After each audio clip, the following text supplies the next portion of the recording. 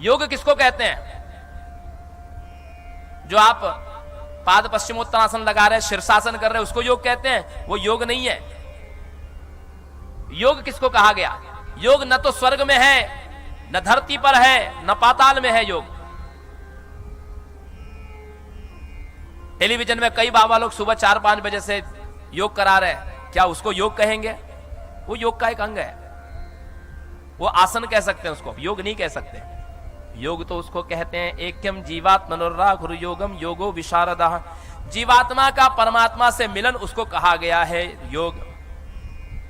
और इतना आसान नहीं है। तत्प्रत्युहाषणाख्याता योग विघ्न कारका नगहा क्राम काम क्रोध लोभ मोह मद मात्सर्य इति संज्ञकाहा।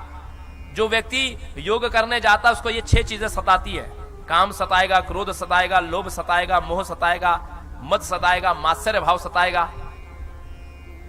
आप घर में आराम से बैठे टीवी देख रहे हैं, आपको कुछ नहीं सताएगा। लेकिन जब जीवात्मा परमात्मा से मिलने के लिए, क्यों आप देखते संसार में लोग बड़ी हंसी उड़ाते हैं, अरे इतने बड़े सिद्ध महापुरुष थे, स्त्री के चक्कर में फंस गए। अरे इतने बड़े महापुरुष थे, उनको धन का लोभ हो गया। नहीं, हमारी कानों को विश्वास नहीं हो रहा है, वो तो बहुत पहुंचे महात्मा थे, वो कैसे फंस गए?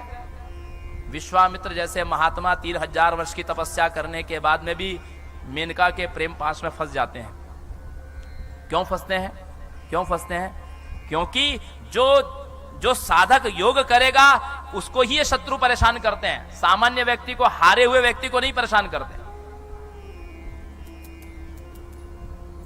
हारे हुए व्यक्ति को ये सब परेशान नहीं करते। तो साधनों, सज्जनों, माताओं, इसको कहा गया अष्टांग योग। भगवान कपिल देवहूति माता से कहते हैं कि हे माता, मेरा एक दूसरा मार्ग भी है, वो है भक्ति मार्ग। भक्ति मार्ग, भक्ति मार्ग निष्प्रिय भाव से अहेतु की अप्रतिहता भक्ति। हमने निवेदन किया था कल कि भगवान की अहेतु की भक्ति करना, उसमें भगवान से कुछ मांगना नहीं है। संसार में कुछ भी आए, सुख आए, दुख आए, आदि व्याधि ग्रसित हो जाए, सारा संसार शत्रु बन जाए, मीराबाई का परिवार उसका शत्रु है, लेकिन भक्ति नहीं छोड़ी। तुकाराम जी की पत्नी कर्कशा है, लड़ाई करते रहती है, लेकिन भक्ति नहीं छोड़ी। एकनाथ जी की पत्नी का देहांत हो चुका, नामदेव जी की पत्नी बड़ी सहचरी है और तुकाराम जी की पत्नी कर्कशा है, लेकिन तीनों भक्ति करते, तीनों की परिस्थितियां अलग अलग हैं। एकनाथ जी भगवान को धन्यवाद देते कि प्रभु तू कितना दयालु, तूने ऐसी पत्नी दी मुझे कि जो मेरी। एकनाथ जी की पत्नी का देहांत हो गया, वो कहते प्रभु कितना दयालु, तूने मेरी पत्नी को छीन लिया, नहीं तो मैं इसके मुंह में पड़ा रहता, तेरा भजन नहीं कर पाता। नामदेव जी की पत्नी उनकी सहभागिनी है, सहचारिणी है, सहयोग करती है। हे प्रभु तू कितना दयालु है कि तूने मुझे ऐसी पत्नी दी जो मेरी सारी सहायता करती है तेरा भजन करने में। यदि ऐसी पत्नी तू मुझे ना देता तो मैं तेरा भजन कैसे कर पाता।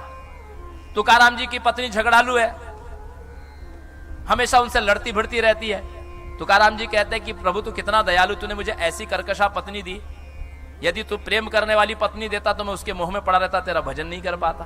परिस्थितियां तीनों की अलग अलग है, लेकिन तीनों की प्रार्थना एक है। ये होते हैं भक्त कि कैसी भी जीवन में परिस्थितियां आ जाए वो अपने इष्ट से कुछ मांगते नहीं, उनसे कोई शर्त नहीं रखते, उनसे कभी कोई उपालंब नहीं देते, उनसे कोई उल्हाना शिकायत नहीं देते कि हे प्रभु मैं तेरी इतने सालों से भक्ति कर रहा हूं तो मुझे ये दुख क्यों आता है। हम लोग तो थोड़ी सी भक्ति करते हैं, आधा घंटा पूजा करते हैं तो भगवान के सामने कॉलर ऊंची करके खड़े हो जाते हैं कि प्रभु मैंने इतनी भक्ति की है, फिर मुझे दुख क्यों मिल रहा है। एक साधु मंदिर की सीढ़ियां चढ़ रहा था, मंदिर की सीढ़ियां चढ़ रहा था, तभी से नभो वाणी हुई, आकाशवाणी हुई कि अरे साधो तेरी 50 साल की जो उपासना थी वो भगवान ने अस्वीकार कर दी, नामंजूर कर दी। मंदिर की सीढ़ियों पर वो साधु नाचने लगा, साधु नाचने लगा। किसी ने कहा कि अरे तुम्हारी 50 साल की उपासना को आकाशवाणी कह रही है कि ईश्वर ने इनकार कर दिया, अस्वीकार कर दिया और तुम नाच रहे हो। बोले मैं नाच इसलिए रहा हूं कि मैं 50 साल से करता था, उसको पता तो था, कम से कम उसको पता था कि मैं 50 साल से कर रहा हूं उपासना। मैंने तो निष्काम भाव से किया है, मेरा तो यह भी आग्रह नहीं था कि उसको पता हो, लेकिन मुझे इस बात की आज प्रसन्नता है कि वो गिन रहा था।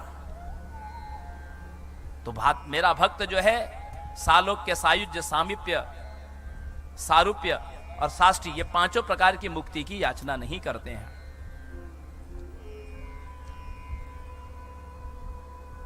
बोले देह गेह में फंसे हुए व्यक्ति की गति कैसी होती है?